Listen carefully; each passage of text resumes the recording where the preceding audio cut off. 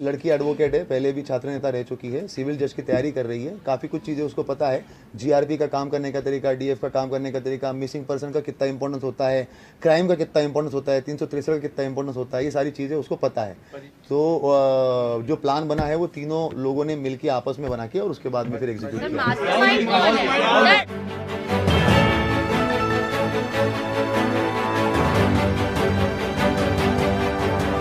आप देख रहे हैं प्रवासी संदेश। घर वाले मेरी मर्जी के खिलाफ शादी के लिए रिश्ता देख रहे थे। कुछ दिन पहले मुझे बताया गया कि तुम्हारे लिए एक पटवारी लड़का देख लिया है। परिजन बार बार शादी करने के लिए मजबूर कर रहे थे। इसी वजह से मैं मानसिक रूप से परेशान हो गई थी और अपने बॉयफ्रेंड सारांश के साथ निकल जाने का फैसला किया।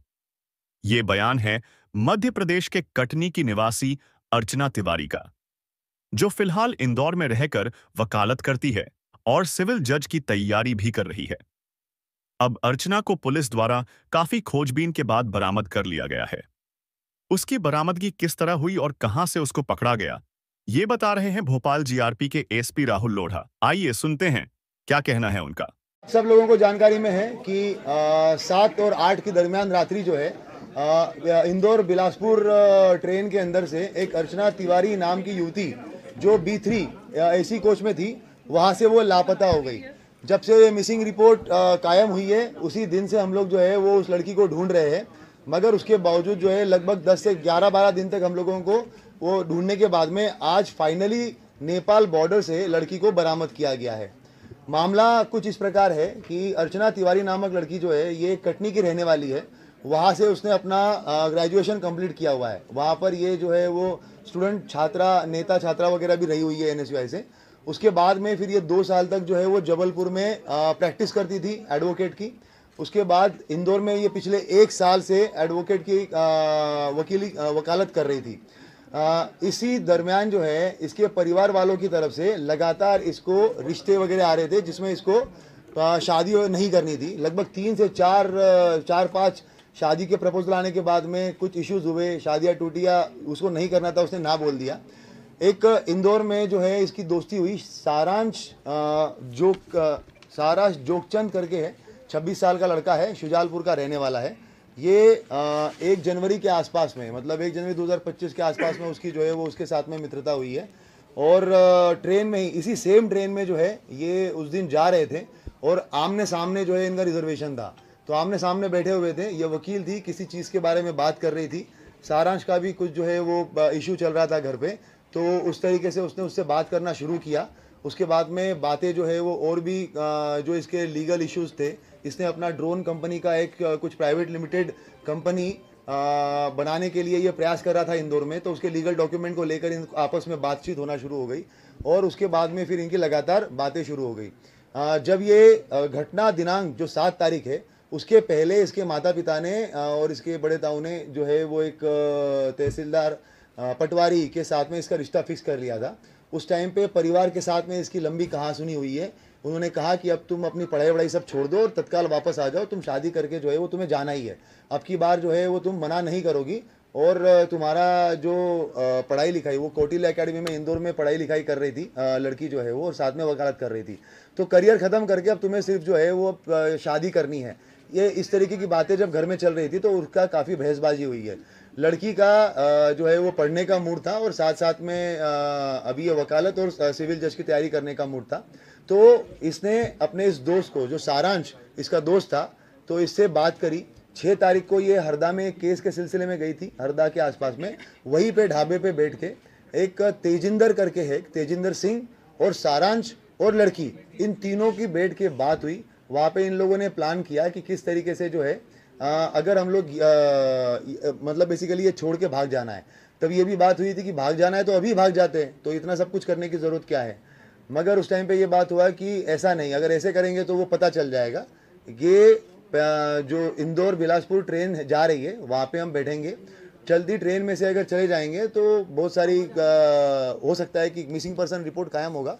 मिसिंग, क्योंकि वो खुद भी एडवोकेट थी, वो ये जानती थी कि भाई जीआरपी में मामला कायम होगा और वहाँ पर बहुत ज़्यादा ये मिसिंग पर्सन वगैरह जो है वो ऐसे होते रहते हैं, तो हो सकता है कि वो मामला जो है वो ऐसे ही निकल जाए और उसके बाद में हम लोग जो है वो अपनी अलग आइडेंटिटी से अपनी अगली लाइफ स्टार्ट कर, मतलब मैं अपनी अगली लाइफ स्टार्ट कर लूँगी।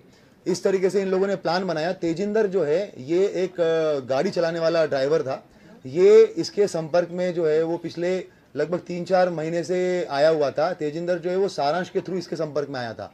ये कहीं पे भी जाना जाती थी, माहेश्वर या बाकी जब जगहों पे, तो ये तेजिंदर के साथ में ही जाती थी, तो तब से इसको जानती थी। ये इटारसी रेलवे स्टेशन के पास में रहता था। तो इनकी बात हुई कि कहाँ पर सीसीटीवी कैमरे नहीं है। तो तेजिंदर ने बताया कि इटारसी रेलवे स्टेशन जो है वो मैं बहुत अच्छे से जानता हूँ, वहाँ पर जहाँ पे कैमरे नहीं है वहाँ से मैं इसको लेके चला जाऊँगा। तो ये डिसाइड हुआ कि ये इंदौर से बैठेगी। उसके बाद में फिर जब ये ट्रेन में बैठी है तो इसने सारांश को फ़ोन किया है। कपड़े जो है वो सारांश शुजालपुर में रहने वाला है सारांश, और इंदौर में अप डाउन करता है। वहाँ से ये कपड़े खरीद के लेके आया उसके। ये एक अपनी XUV 700 XUV गाड़ी से जो है वो बाय रोड वहाँ पे इटारसी तक आया और नर्मदापुरम तक आया। नर्मदापुरम में इसको तेजिंदर मिला। तेजिंदर के साथ में इसने उसको कपड़े दिए। तेजिंदर जो है वो नर्मदापुरम में ट्रेन में बैठा हुआ है। ट्रेन में बैठने के बाद में इसने लड़की को कपड़े दिए। उसके बाद में जो सारांश है ये लड़का पहुंचा इटारसी बाय रोड। उसके बाद लड़की ने जो है वो अंदर ही अंदर कपड़े वपड़े चेंज किए ताकि उसको कोई पहचान ना सके। उसके बाद में ये A2 B3 कोच में ये थी, मगर ये A2 कोच से अलग से बाहर निकली इटारसी में। इटारसी में ऐसे बाहर निकली कि क्योंकि तेजिंदर को पूरा पता था कि कैमरे का सिस्टम कहाँ कहाँ पे है और कहाँ पे नहीं है, तो आउटर एरिया में इसने जो है वो लड़की को उतारा और वहाँ से उसको लेके चला गया। और बाहर जो है वो सारांश वेट कर रहा था। सारांश वेट कर रहा था तो वहाँ पर उसने जो है वो लड़की को लेके जाकर सारांश को दे दिया। लड़की ने अपने मोबाइल और घड़ी जो है वो तेजिंदर को दे दी और बता दिया कि भाई इसको जो है ये आपका बागतवा और मिडघाट वाला जो एरिया है उस तरफ कहीं तो फिकवा देना ताकि ये बात हो जाएगी। तेजिंदर से उसने ये भी बात की थी कि हम लोग 3-4 लड़कों से एक रिपोर्ट लिखवा देंगे कि भाई कोई तो लड़की वड़की जो है वो यहाँ पे गिर गई है करके ऐसा। और ट्रेन में जब आगे गाड़ी वाड़ी रहेगी तो वहाँ पर हम लोग जो है वो कंप्लेंट करवा देंगे। ये सारी बातें हो गई और उसके बाद में उसको मोबाइल और घड़ी वगैरह दे दिया। लड़की जो है वो सारांश के साथ में आगे चली गई। कोइंसिडेंटली सारांश एक व्यक्ति को भी साथ में लेके आया था, तो वो भी उसको भी हम लोगों ने राउंड अप करके उससे बयान लिए हुए हैं। वो चश्मदीद गवाह है। उसके बाद में घटना ये हो गई कि तेजिंदर को उसी टाइम पे दिल्ली की पुलिस उठा के लेके चली गई। क्यों? कारण तेजिंदर जो है वो किसी फ्रॉड के मामले में आरोपी था। तो उसी रात सेम रात को 1 बजे जो है वो ये घटनाक्रम होता है और अगले 1 घंटे में तेजिंदर को पुलिस उठा के लेके चली जाती है। अब जब ये पूरा मामला हमारे पास में आता है, लड़की जानबूझ के सामान पूरा के पूरा सीट पे छोड़ के गई ताकि हम लोग ये सोचे कि लड़की हो ना हो कहीं पे गिरी है, वो कहीं पे भागी नहीं है। अगर भागती तो पूरा सामान लेके जाती। ये पूरा सोच के प्लान करके जो है वो सामान वहीं पर रखा गया था। उसके बाद में जैसा कि उसने सोचा था, जब हमारे पास में मामला आया, सारा डिस्कशन हुआ, बात यही हुई कि भाई सामान जो है वो पूरा के पूरा छोड़ के चली गई है। छोड़ के गई इसका मतलब कहीं ना कहीं गिरी होगी। और मिडघाट और वो वाले एरिया का भी जानबूझ के वो मोबाइल जो है वो उसी एरिया में बंद हुआ था। तो हम लोगों ने वहाँ पर पूरा सर्चिंग ऑपरेशन भी चलाया, पूरे थानों में भी हम लोगों ने बात करी, वो सारी चीज़ें करी। मगर उसी टाइम पे एक चीज़ और, सारांश के साथ में जब बात हुई थी तो स्टार्टिंग में जब जनवरी में उसकी बातें हुई थी तो कॉल पे बात होती थी, मगर उसके बाद में व्हाट्सएप कॉल हुआ था। तो वो उस वजह से जो है उसके साथ में वो बातें जो है वो CDR में डिटेक्ट नहीं हो पाई। हम लोगों ने IPDR निकालने के बाद में उसका नंबर जो जब वापस आया और पता चला कि इससे वापस ये बात हो रही थी और ये लड़का छूट गया है पूछताछ करने के लिए, उसके बाद टीम जो है वो उस तक पहुंची है। तेजिंदर को जब हम लोगों ने ये पता किया, तेजिंदर का नंबर मिला और जब हम लोगों ने उसके बारे में डिटेल पता किया तो हम लोग काफ़ी श्योर हो गए थे कि तेजिंदर इस मामले में लिंक्ड है। मगर जैसे ही हमें पता चला कि ये जो है वो चोरी के मामले में दिल्ली पुलिस उठा के लेके गई है, तो हमें फिर स्टार्टिंग में लगा कि हो सकता है कि ये किसी दूसरे मामले में होगा। पर जब सारांश को उठाया गया और सारांश से जब पूछताछ हुई तो उसने बताया कि तेजिंदर, लड़की और इसने सबने मिलकर ये प्लान किया था। लड़की सारांश के साथ गई, शुजालपुर में गई है, वो गाड़ी की गाड़ी में ही रही, कहीं पे बाहर उतरी नहीं। इन लोगों ने इसका चीज़ का ध्यान रखा कि कहीं पे भी टोल नाका नहीं आना चाहिए, क्योंकि पुलिस जो है वो टोल नाके पे भी CCTV कैमरे देखती है और अगर गाड़ी के थ्रू RFID से अगर पैसा कट जाता है तो उससे भी जो है वो डिटेक्ट हो सकता है। तो इन्होंने टोल नाका अवॉइड किया और ऐसे ऐसे रास्ते से गए जहाँ से टोल नाका नहीं हो। शुजालपुर गए, शुजालपुर के बाद में फिर ये ऑर्बिट मॉल के आसपास से कहीं से इन्होंने एक दूसरा मोबाइल खरीदा। और लड़के, जब तक मीडिया में इस चीज़ का काफ़ी हाइप हो गया था तो जितना इनको एक्सपेक्टेशन था कि मामला एकदम सिंपल तरीके से निपट जाएगा, तो वो लगने लग गया कि अब तो ये नहीं होगा, तो इसको मध्य प्रदेश छोड़ के कहीं तो जाना पड़ेगा जहाँ पे अलग भाषा के लोग हैं। तो इन्होंने हैदराबाद चूज़ किया। उसके बाद ये बुरहानपुर गए। बुरहानपुर से इन लोगों ने जो है वो हैदराबाद की बस पकड़ी। हैदराबाद में जाने के बाद में ये 2 दिन 1 रात जो है वो हैदराबाद में रहे। फिर जब मामला और ज़्यादा हाई पकड़ने लग गया तो जो सारांश है ये ड्रोन का जो एक नया स्टार्टअप इसने डाला हुआ है और इसका जो क्लाइंट बेस है वो नेपाल में भी कुछ है। तो इन लोगों की पहले वो बात हो चुकी थी, तो इनकी बात हुई कि अब इसको जो है वो भारत छोड़ के ही हम लोग जो नेपाल की तरफ चले जाएंगे। उसके बाद फिर इन लोगों ने बस पकड़ी, बस पकड़ के जोधपुर से दिल्ली, दिल्ली से उसके बाद में जो है ये कुछ दिन वो काठमांडू चली गई, लड़की काठमांडू चली गई, लड़का जो है वो वापस आ गया। और लड़के ने ये भी किया कि जो इसका मोबाइल था उसको जब मेन टाइम था उस टाइम पे उसने एरोप्लेन मोड पे करके पूरा के पूरा बंद कर लिया। बाकी टाइम में मोबाइल जो है वो अपना वहीं पे रखकर और दूसरी सिम इशू करवा के पिता के नाम पे उस मोबाइल को उसने पूरा टाइम चलाया, क्योंकि जब सारांश का नाम अगर आए तो मोबाइल जो है वो इंदौर में ही दिखे और उसके ऊपर कोई शक ना जाए। और पिता की अलग से, क्योंकि नई सिम थी वो तो कुछ कहीं पे कुछ कनेक्शन था ही नहीं उस चीज़ का, तो वो सिम जो है वो उसने अपनी अलग से इस्तेमाल करी। काठमांडू छोड़ के ये वापस आ गया। उसके बाद में 3-4 दिन तक रहा, जब पुलिस ने इसको राउंड अप किया हम लोगों ने सारांश को, और उसके बाद में जब चीज़ें निकल के आई तो उसके थ्रू नया नंबर जो था उसका, उससे बात कर और उसको वहाँ से बॉर्डर तक बुलवाया गया और बॉर्डर पे लाखीमपुर खीरी पुलिस की मदद से हम लोगों ने जो है वो लड़की को बरामद किया। बरामद करके जो है वहाँ से दिल्ली, और दिल्ली से भी सुबह फ्लाइट से यहाँ पे लेके आए हैं। अगर के पूछते हैं, हाँ आपको पहले इनका क्वेश्चन का जवाब दे देता हूँ। फिल्म देख के वैसा कुछ नहीं है। लड़की एडवोकेट है, पहले भी छात्र नेता रह चुकी है, सिविल जज की तैयारी कर रही है, काफ़ी कुछ चीज़ें उसको पता है, जीआरपी का काम करने का तरीका, डीएफ का काम करने का तरीका, मिसिंग पर्सन का कितना इंपॉर्टेंस होता है, क्राइम का कितना इंपॉर्टेंस होता है, 363 का कितना इंपॉर्टेंस होता है, ये सारी चीज़ें उसको पता है। तो जो प्लान बना है वो तीनों लोगों ने मिलकर आपस में बना के और उसके बाद में फिर एग्जीक्यूट किया, एक एक करके मैं सभी। हाँ, ये तेजिंदर का एक सवाल पहले जो है मैं इसका जवाब दे देता हूँ। तेजिंदर जो है ये सारांश जब इंदौर में रहता था लगभग 2021-22 के बीच में, तो आमने सामने रहते थे। उस टाइम पे इन लोगों का कुछ पैसों का लेन देन हुआ था। तेजिंदर ने काफ़ी लोगों से उधारियाँ लेके रखी थी, तो उसमें सारांश से लगभग 2 से 2.5 लाख रुपए लिए हुए थे। तो वो जो पैसों का लेन देन था वो उनका चल रहा था, 2.5 लाख रुपए वो दे नहीं रहा था, तो उसी चीज़ के लिए फिर ये काफ़ी बात होने लग गई। तो ये उसका ड्राइवर बन गया और उसके बाद में फिर उस चीज़ का कि भाई तुम्हारा जो पैसा दिया हुआ उसी में से कुछ निकाल लो, इस तरीके से वो तेजिंदर जो है वो इन्वॉल्व हुआ उसमें। राम तोमर वाली बात मैं पहले कंप्लीट कर लेता हूँ। राम तोमर जो है गुमशुदगी वाले मामले में कहीं से कहीं तक इन्वॉल्व नहीं है, मगर राम तोमर की जो पहचान है वो लगभग ग्वालियर जबलपुर में जब लड़की प्रैक्टिस करती थी उस टाइम पे किसी के थ्रू ही लड़की से हमने बातचीत करी है। आप भी अलग से अभी बाद में भी उससे जब भी बातचीत होगी तो जानकारी में आएगा। लड़की का कहना है कि राम तोमर को आज तक उसने चेहरा भी नहीं देखा उसका, मगर राम तोमर उसको लगातार फ़ोन करता था और उसने बीच में 3 से 4 बार उसके टिकट्स बना दिए थे, जो एक भी टिकट में वो वापस गई नहीं है। उसका ये कहना था कि तू ग्वालियर आ जा और ग्वालियर में जो है वो प्रैक्टिस कर। वो थोड़ा परेशान थी उससे कि वो बार बार फ़ोन क्यों करता है करके। जब वो ऑफिशियल काम है तब तक तो ठीक है, पर बार बार फ़ोन क्यों करता है। मगर जो गुमशुदगी वाला पार्ट है उससे राम तोमर का कुछ भी लेना देना नहीं है। कोई क्वेश्चन? हाँ, लड़की डिनाई करती है, लड़की बताती है कि वो मेरा दोस्त था, बाकी तो और वो अच्छे से इस सवाल का जवाब दे पाएगी। लड़की के पास में हाँ कुछ पैसा वगैरह, लड़की क्योंकि कमाती थी, खुद ही उसके केस वेस चलते थे। उसका जो है वो हरदा में भी एक अलग से केस पे काम कर रही थी, खंडवा में भी किसी केस पे काम कर रही थी।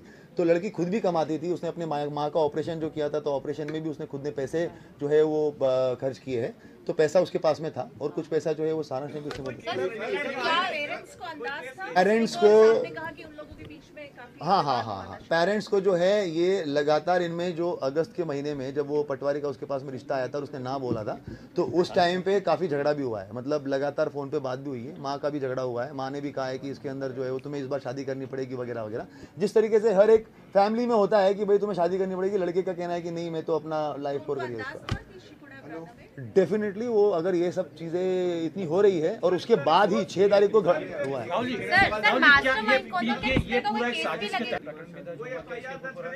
अभी तो क्योंकि मेन जो है वो लड़की ने सोच समझ के अपने पूरे होशो आवाज में कंसेंट में ये सारी चीजें करी है, तो अभी तो वो मिसिंग पर्सन में ही रहेगा। कोई ऐसा अभी तक बयान नहीं आया हो जिसके अंदर कोई क्रिमिनल केस बने। मास्टर में लोगों ने आपस में मिलकर ये प्लान बनाया हुआ है जिसमें मेन प्लान जो है वो लड़की का है और बाकी जो वो उस तरीके की चीजें हैं कि कहाँ पे हमें सीसीटीवी कैमरे बाईपास करने हैं, रोड्स कहाँ पर निकल के आ जाएंगे, नेपाल में कौन मदद करेगा, वहाँ पे किसकी मदद होगी। तो ये तो बेसिकली तीनों ने मिलकर लेकिन सवाल ही उठ रहा है कि 3 तो उसके बाद भी कोई अपराध नहीं बन रहा। अभी तक तो कानूनन जो है इसमें कोई ऐसा आपराधिक सेक्शन तो अट्रैक्ट नहीं कर रहा है। इसमें ज़रूर जो है वो हम लोग और भी लीगल ओपिनियन भी ले लेंगे मगर अभी तक इसमें कोई भी ऐसा आपका नहीं। राम तोमर एक तरफा लव करता था, जिस तरह परेशान कर रहा था, कोई इस तरह की बात भी सामने आई। इस पे मेरा कुछ कहना उचित नहीं होगा। जो फैक्ट्स थे वो तो मैंने आपको बता दिए कि फ़ोन वोन वो करता था। 3 से 4 बार उसने टिकट भी बनाए हैं जिसमें लड़की गई नहीं है वहाँ पर। तो एक तरफा ही डिस्कशन था, लड़की का कहना है कि, और कुछ जो है वो क्रिमिनल केसेस के अंदर उसने उसको मदद करी है, मतलब फ़ोन वोन पे ही मदद करी है किसी के थ्रू रेफरेंस लेकर, जब वो जबलपुर में 2 साल प्रैक्टिस करती थी उस टाइम पे। सर लड़की इतनी ट्रैवल करके हैदराबाद में है। लड़की जो ट्रैवल कर रही थी, सबसे पहले तो उसने अपना मोबाइल जो है वो मिडगार्ड सेक्शन में बंद करके फिकवा दिया था। उसके बाद में लड़की ने इस चीज़ का ध्यान रखा था, इवन मतलब जो ये घटनाक्रम हुआ है उसके 7-8 दिन पहले से भी जो है ना, लड़की का 31 जुलाई से लड़की के फ़ोन के अंदर भी जो है वो कुछ लोगों का बात बंद हो गया। BSNL का मोबाइल जो है वो बंद कर दिया, 2 सिम थे, 1 सिम बंद कर दिया। तो उसके बाद जब लड़की यहाँ से निकली है तो लड़की निकलते वक्त भी जो हम लोगों ने CCTV कैमरे भी देखे हैं उसके अंदर भी लड़की ने ये ध्यान रखा हुआ है कि वो गाड़ी के अंदर जो है वो लेटी हुई है, कहीं पे भी गाड़ी के विंडशील्ड में नहीं आ रही है। तो कैमरे में नहीं आई है क्या, मोबाइल फ़ोन भी जो सिम कार्ड भी जो है वो उसने मध्य प्रदेश में कहीं पे भी सिम कार्ड नहीं खरीदा है, ना उसने मोबाइल खरीदा ना उसने सिम कार्ड खरीदा। और जब लड़का भी जो उसके साथ में था उसका मोबाइल वहीं पे रखकर कि भाई वो जो है उसकी लोकेशन लाइव रहे, दूसरा सिम लेके दूसरा मोबाइल लेके उसके साथ ट्रैवल किया। ये तो अपने पास इसके ऊपर अभी भी कार्रवाई नहीं। ये तो अपन बाद में लास्ट में क्वेश्चन का जवाब देंगे, और कोई स्पेसिफिक जवाब। 13 दिन तक की प्लानिंग आपको क्या लगता है सिर्फ घर से भागने के लिए की थी? इस एक मतलब लॉजिकली सोचिए, घर से भागने के और भी तरीके होते हैं, लेकिन इतने अलग अलग जगह इतने लोगों को इन्वॉल्व करना सिर्फ घर से भागने के लिए? देखिए बात एकदम वैसी है, मतलब ये लगभग हम लोग जो है वो लड़के से भी 2-3 दिन से पूछताछ कर रहे हैं, 2 दिन उससे भी पूछताछ करते करते हो गए, साथ साथ में लड़की से भी बातचीत करते हो गया। मगर एक ये है कि लड़की लगातार वो रिश्तों को डिनाई कर रही है, उसको वहाँ से निकलना है। परिवार का प्रेशर, सोशल प्रेशर जो आज की तारीख में यंग जनरेशन में जिस तरीके से बार बार इस तरह के केसेस देखे जाते हैं, और लड़की एडवोकेट है, उसको पता है, उसको लग रहा है कि भाई GRP में मूविंग ट्रेन में अगर होगा तो कहीं ना कहीं वो मृत घोषित कर जो है वो मामला रफा दफा हो जाएगा और मैं अपनी नई आइडेंटिटी के साथ में चली जाऊंगी। उस तरीके से उसने प्लान बनाया हुआ है। मामला भी उसी तरह का है कि घर वाले जबरदस्ती शादी कराना चाह रहे थे, इसलिए उससे बचने के लिए। और जब ये जो इवॉल्वमेंट हुआ, मतलब इवॉल्व हुआ है मामला, वो तब इवॉल्व हुआ है, उसको एज ए एडवोकेट उसको ये था कि मिसिंग पर्सन रिपोर्ट को कोई बहुत ज़्यादा तवज्जो मिलने नहीं वाली है। जब वो मामला तुल पकड़ा, पहले तो वो शुजालपुर ही गए थे, वहाँ पे उन्होंने एक रूम जो है वो रेंट पे भी ले लिया था, मगर जब वो मीडिया में तुल पकड़ा तो उन्होंने बोला कि मध्य प्रदेश छोड़ना पड़ेगा। उस टाइम पे वो डिसाइड हुआ कि मध्य प्रदेश तो छोड़ना पड़ेगा। क्यों? क्योंकि मामला बहुत तुल पकड़ लिया, लगातार सोशल मीडिया पे आ रहा है यहाँ पे। और कोइंसिडेंटली ये हुआ कि जिस जगह पे उन्होंने रूम रेंट पे लिया था वो किसी पास में ही पुलिस वाले का था। तो आते जाते जैसे ही मामला मतलब ज़्यादा तुल पकड़ेगा तो ये पुलिस वाला मुझे ज़रूर पहचान लेगा, तो इसीलिए यहाँ से निकलना बहुत ज़रूरी है। फिर ऐसे करके वो हैदराबाद निकल गई। हैदराबाद निकलने के बाद में जब मामला और ज़्यादा तुल पकड़ने लग गया तो उसके बाद में फिर जो है 14 अगस्त था जिस दिन वो दिल्ली पहुंची। 15 अगस्त के दिन जो है वो काठमांडू चली गई थी, और 14 अगस्त को काठमांडू चली गई थी, और 15 अगस्त को जो है वो लड़का उसको छोड़ के वहाँ से वापस आ गया था। तो ये पूरा जो डेवलपमेंट है 7 तारीख से लेके 14 तारीख तक का है, जो बीच बीच में उन्होंने सोचा है कि नहीं अब इतना हाइप हो गया है, अब इतना ये हो गया है, पूरी पुरजोर तरीके से कोशिश की जा रही है, तो हमें तो अब देश ही छोड़ना पड़ेगा। तो उसके बाद में फिर उसने वो कहा नहीं, ये आपराधिक मामले के बारे में एज सच जो है इसमें, क्योंकि उसके साथ में कोई गलत घटना नहीं हुई है, वो खुद ही उसके अंदर मिसिंग पर्सन है, कानूनन उसके अंदर अभी तक तो कोई मामला नहीं बनता। मैंने पहले भी कहा, इसमें हम लोग और विधिक राय भी लेंगे, अगर कुछ सेक्शन बनते भी होंगे तो उसके बारे में सोच लेंगे। मैंने पहले कहा था कि हमारे CCTV फुटेज के लिए टीम लगी थी, लगभग भोपाल से लेकर कटनी तक के सारे CCTV फुटेज हम लोगों ने खंगाले थे, साइबर टीम लगी हुई थी, और साथ साथ में जो मेडघाट और वो सेक्शन में हम लोगों को सर्चिंग करनी थी उसकी 30 लोगों की एक अलग टीम थी। तो कुल मिला के जो है वो 60-70 लोग हमारे लगातार इस पूरे 10-15 दिन लगे। सारांश पे तब शक हुआ। CCTV तो मतलब ये है कि मतलब बता ही नहीं सकते, वो कम से कम 400-500 से ऊपर ही होंगे, क्योंकि हर स्टेशन पे 40-50 है CCTV, सबको निकालना। और सिर्फ स्टेशन नहीं, उनके आउटर एरिया और उनके जो बाहर के कैमरे हैं, मतलब कोई बाहर निकल रहा है तो उसके लिए वो भी कैमरे खंगालना। एक सारांश पे कब शक हुआ, ये अच्छा क्वेश्चन है। सारांश का ये था कि जब हम लोगों ने स्टार्टिंग में सबसे पहले जो है वो कोई उसकी डेथ तो नहीं हो गई, ये सब चीज़ों को हम लोगों ने जब रूल आउट कर लिया तो मैंने बीच में भी एक बार बाइट दी थी कि हम लोग जो है वो उसको ब्रॉडन करेंगे पूरे सर्च के दायरे को। जब हम लोगों ने 6-7 महीने का पूरा चीज़ें खंगाली और उसके अंदर जब देखा कि वो किस किस से बात करती थी, सारांश का 2-3 कॉल बहुत लंबे थे, जबकि वो कॉल तो 2-3 ही थे मगर बहुत लंबे थे। जब उसका फिर हम लोगों ने IPDR निकाला कि ऐसा तो नहीं व्हाट्सएप कॉल से उसने बात करी हो, इसमें हम लोगों ने कटनी पुलिस जो है वो SP कटनी के द्वारा भी एक इनपुट दे दिया था उनके साइबर की तरफ से कि एक ये नंबर आया हुआ है और वो नंबर हमारे इससे मैच हो रहा था, सारांश से मैच हो रहा था। तो जब वो हमें जानकारी मिली कि यार ये लड़का कितनी क्यों बात कर रहा है और अभी तक इसको हमने पूछताछ नहीं कर पाए हैं, ये अभी तक इस दायरे में आया ही नहीं है। जब उसका दायरा बढ़ाया गया इन्वेस्टिगेशन का और भी मतलब जो है 1 महीने को छोड़ के 6-7 महीने 10 महीने का पूरा रिकॉर्ड लेकर और उसके IP एड्रेसेस को लेकर और IP एड्रेसेस के बारे में जानकारी ली गई, तब वो सारांश का नंबर आया। और उसके बाद फिर सारांश को हम लोगों ने जब ट्रैक किया तो हमें पता चला कि अरे इस पे ये बात कर रहा था और जब उसको उठा के लाए तो फिर तो चीज़ें फिर आसान हो गई। काठमांडू सारांश को जब हम लोगों ने पकड़ लिया, सारांश के पास उसका नंबर जो था, क्योंकि 1 सेकंड, सारांश को जब हम लोगों ने पकड़ा तो क्योंकि काठमांडू में जो है वो उसी का कनेक्शन था, तो उसके बाद उसी से बात करके उसके कनेक्शन से बात की गई, लड़की से कांटेक्ट में आए, लड़की से बात की। जब ये पूरा एपिसोड चल रहा था उस दिन ग्वालियर वाला भी उस दिन पूरा के पूरा एपिसोड चल रहा था, उसके 1 दिन पहले से ही उसी टाइम पे हम लोग लड़की के कांटेक्ट में आ चुके थे कि वो काठमांडू में है। तभी मैं इतने स्ट्रांगली बता भी रहा था कि उसका कोई कनेक्शन नहीं है। और वहाँ पर जब हम लोगों ने काठमांडू में बात करी और उसको बात करके फिर बुलवाया, वो सारांश के थ्रू बुलवाया और उसके बाद में फिर जो है वो तेजिंदर के बारे में हम लोग पहले एक बार इन्वेस्टिगेट, वो तो हमारा ये था कि 4थे या 5वें दिन हम लोग केस क्रैक कर चुके थे। हमें ये लग रहा था कि तेजिंदर ही है जिसके साथ लड़की गई है, मगर जब वो दिल्ली पुलिस आ गई तो तेजिंदर हमारा वापस साइडलाइन हो गया।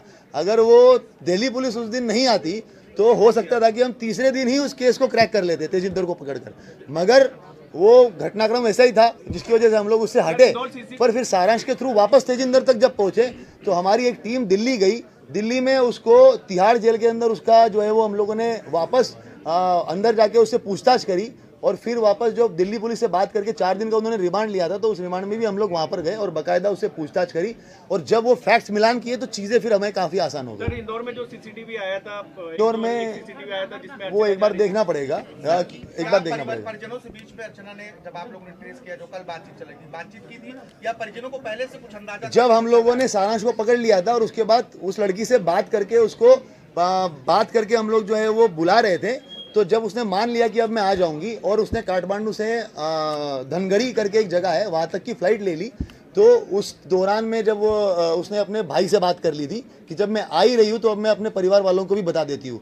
उसी टाइम पे वो ग्वालियर वाला इशू चल रहा था और जब आप सब लोग बोल रहे थे कि परिवार वालों से बात हो गई है, तो वो इसीलिए हुई थी क्योंकि पुलिस तब तक उसको बुला चुकी थी, धनगरी तक वो आ चुकी थी और अब वो ये था कि अब मैं आ ही रही हूँ तो मैं अपने परिवार से बात कर लेती हूँ, तो उसने अपने परिवार से उसने बात कर लिया। हम ही ने उसको बुलाया था। जब मैं वही तो बता रहा हूँ तुमको कि काठमांडू में जब थी तो सारांश के थ्रू बात हुई है, हमारा आईओ जो है वो उससे कांटेक्ट में आया और उसको बात करवाई है। वो एक सपना नाम का एक अलग कोई इसका आधार कार्ड रखी हुई थी, मगर जब वो काठमांडू और वो बॉर्डर क्रॉस किया है उसने, तो बाय रोड क्रॉस किया है। उसके अंदर ये है कि जब सारांश, 1 सेकंड, सारांश उसके साथ में था तो सारांश का आईडी दिखाकर ही पूरी की पूरी गाड़ी पास हो गई, उसको आधार कार्ड दिखाने की जरूरत नहीं पड़ी। जब उसको वापस बुलाना था, एक सेकंड, जब उसको वापस बुलाना था तो हम लोगों ने वहाँ पर, वो एम्बेसी में गई, वहाँ पर भी हम लोगों ने बात करी, एम्बेसी के जो लोग थे वहाँ पर, और उसके बाद हम लोगों ने यहाँ से उसका वोटर आईडी जो है वो रिकवर करवाया, उससे बात करके कि उसके हॉस्टल में अलमारी में रखा हुआ है, वोटर आईडी निकाल कर उसका PDF बना के एम्बेसी में भेजा वहाँ पे, और वहाँ से उसका टिकट बनवाकर और फिर धनगढ़ी भेजकर और उसको वापस बुलाया। सारांश ने माना है कि वो अर्चना को जो है युवती उसको प्यार करता था, क्या दोस्ती थी? ये सब जो है वो आप अर्चना से ही क्लियर कर लीजिए, लव प्यार वाला। बाकी अभी तो जो हमारे पास बयान है वो फ्रेंड, सपना नाम से आधार कार्ड था हमारे खाता, उसका एक्चुअली घर का एक नाम और सपना भी है, तो उसने उसी नाम को अडॉप्ट कर लिया कि भाई मेरा नाम जो है वो सपना भी है करके। नहीं, आधार कार्ड तो उसका जो है वो इसी नाम से, अर्चना तिवारी का। घर का जो ऐसा होता है ना, हर आदमी का घर के भी एक नाम होता है, निकनेम टाइप का, निकनेम नहीं पर दूसरा नाम, तो उसका घर का एक नाम सपना भी है, तो उसने अपने आप को सपना नाम से ही जो है वो उसने अपने आप को सपना नाम से ही आगे बढ़ा दिया। और आपकी टीम को बधाई बहुत। Thank you very much. अभी जो है वो प्रेस कॉन्फ्रेंस बाद में उसके बयान वगैरह होने हैं, कंप्लीट कर मोस्ट प्रोबेबली 2-3 बजे तक हम लोग उसको परिवारजनों को सुपुर्द कर देंगे उसको। अभी क्या भोपाल में अर्चना है? हाँ, भोपाल में ही है। हाँ,